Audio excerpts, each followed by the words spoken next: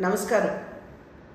Police వారు రాజకీయ నాయకుల యొక్క చొరవతోటో లేదా ఏదో ఒక వ్యవస్థ చొరవతోటో వారి యూనిఫామ్ని సంపాదించుకోరు.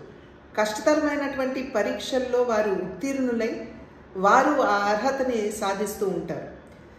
దేశంలో అదేవిధంగా రాష్ట్రంలో కూడా శాంతి భద్రతల్ని కాపాడవలసినటువంటి బాధ్యత వారి భుజాల మీద వేసుకునేటువంటి 4వ సింహంగా పోలీసు వ్యవస్థని ప్రతి ఒక్కరూ కూడా గుర్తిస్తూ ఉంటారు. వారి ప్రాణాలని ఒడ్డి శాంతి భద్రతల్ని కాపాడటంలో వారు ఒక ప్రధానమైనటువంటి భూమికని పోషిస్తూ ఉంటారు.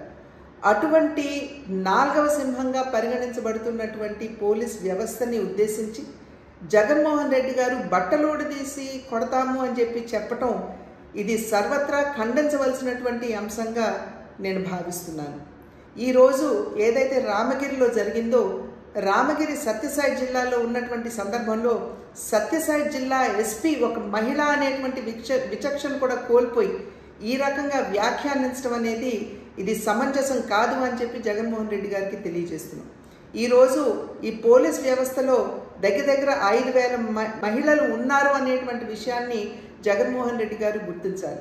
ఇది కేవలం మహిళలు మాత్రమే కాదు, ఆ వ్యవస్థలో పనిచేస్తున్నటువంటి మహిళలు లేదా పురుషులకి సంబంధించి మాత్రమే కాదు, అసలు ఆ వ్యవస్థను కించపరచడం ఈ రకంగా వ్యాఖ్యానించడం అనేది ఇది ఎవరూ కూడా స్వాగతించదగ్గ విషయం కాదు అని చెప్పి తెలియజేస్తూ ఆ వ్యవస్థకి ఇవాళ జగన్మోహన్ రెడ్డి గారు క్షమాపణ చెప్పాలని చెప్పి భారతీయ జనతా పార్టీ డిమాండ్ చేస్తుంది.